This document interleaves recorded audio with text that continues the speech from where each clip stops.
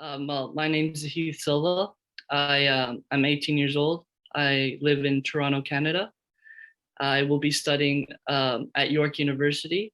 I will be taking kinesiology, and yeah, that's pretty much a bit about me. One of the experiences I had during the pandemic, um, like looking back, one of them that I think like impacted me the most was I was walking home from practice, and to get home I have to cross this field that's by a school. And through while I was passing through, there were a bunch of kids with their parents just playing around, and they were playing on the soccer field. So I thought maybe, um, at the time there were no teams, like everything was closed down. um, Parents had to stay home all day with their kids, and I just thought maybe approach them and ask if by any chance they would want me to, I don't know, train them or watch over them for like an hour a day or something like that.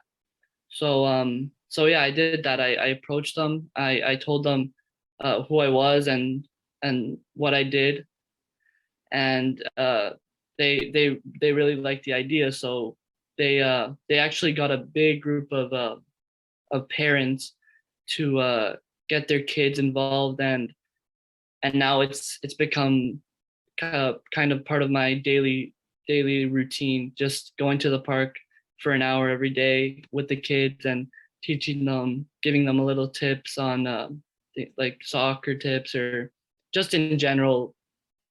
It's like physical activity. So yeah, it just that was probably like the experience that impacted me the most, and which I enjoyed a lot, and I still enjoy because I'm still doing it. So yeah.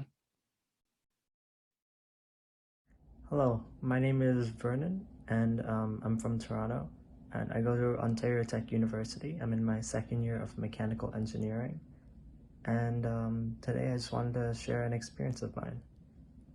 So, the movie theaters in my area recently opened up, and my friends and we went to a movie, and the movie was great. Everything was good. So after the movie, they had the idea of movie hopping. If you haven't heard, movie hopping is when you are inside the theater, you've passed the ticket counters, and you can basically after your movie, you can go to another theater that has a movie running right after yours without having a ticket. Uh, but so they were about to do this, but we were also thinking, hey, we paid for a movie, the first movie. We're very satisfied with it, and these theaters are just reopening, so like it's probably hard for them, the theaters, to get back on their feet after the pandemic and stuff, and reopening, and they're trying to keep themselves on their feet, like not lose more money and time than they already have. So, and also like it's kind of wrong to like movie hop. So we talked about it a bit. I made it a point that we probably shouldn't be doing this to these theaters that we go there to enjoy so much, and because then we could be turning these theaters out of business in a way. So we reconsidered movie hopping, and we bought tickets again, and we went to another movie. So we're supporting our theaters, and we're having like all of us having a good time without having to worry about anything.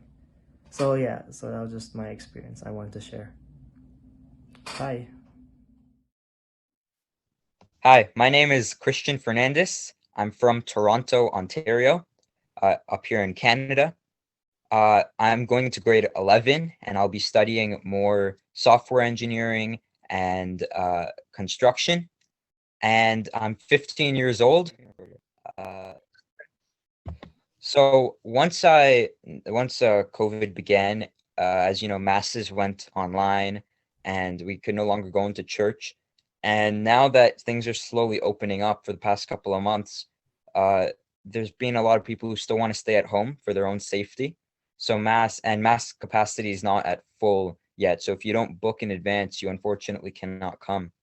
So for the people who are at home, masses are being streamed to their to the internet so they can view it from home. But the thing is, when they're at home, it's hard for them to hear what's going on. It's hard for them to feel like they're really there. A lot of responses get lost, and it's very jarring, the disconnection. So one of the new things that they've started at the church is there's a response leader, and he is on the mic, or she is on the mic, and it goes directly to the live stream, so the people at home can really follow along and um, go right with the response leader so that they can feel like they're actually there. So I started doing that, and I started going to mass a little bit more often to be the response leader. And at one of these masses, there was a very elderly man who came up to me, and he had a walker, and he was very frail, and he came up and he told me that his hearing was very poor, and having the mic actually could hurt his ears. So although I was helping the people online, it was also often that when he came to mass, his ears would get hurt because of how loud the mic was. So for that one mass, I tried like my very best to speak a little bit quieter, enough that the people online could still hear, and at the same time that his hearing wasn't damaged. And after the mass, to go back to him, he was just beaming with joy. He was so happy that uh, he was able to actually participate in the mass. He was able to feel like safe. He didn't have to worry about his ears. And to make it even better, when I came home, my mom actually was watching that specific mass from home just before work. And she said that the volume was just perfect. So no, it was like a win-win for everyone. So if I had to choose one experience during COVID that really lit up, yeah, that would be it. But I'm here just to give a little experience slash story about. I work at Walmart now. Got my fancy Nancy name card. I'm just putting it on to help incorporate it into the story. And actually on this Tuesday, I was, I got pulled from the back. I'm just at the door doing the door stuff. And basically there's this a lot older woman, and I love old people. Usually they're also very kind, and I see my grandma in them. So like, I don't even have to tell myself to love them. It's, just instantly, I just want to help and love them, and, try to help them any way I can, even though, I'm just working the door. But so basically she asked me a question. It was a weird question. I can't go into that, and then I was just like, oh, I'm sorry, I can't do that. But if you need help with anything else, like if I could push your cart of groceries to your car for you, I will. And then, I don't know why, but she got really angry about that. And basically, she's called me, a dummy, an idiot, multiple times. And I was a little taken back from that, because I was just like, I was just trying to help you. I didn't come at you with a rude tone or anything like that. And then somehow I'm getting attacked. And it's a little rough, like sometimes like that it just feels like people you just get hit with hate and just insults that you didn't expect. And it just hurt me a little bit, because I just wanted to help.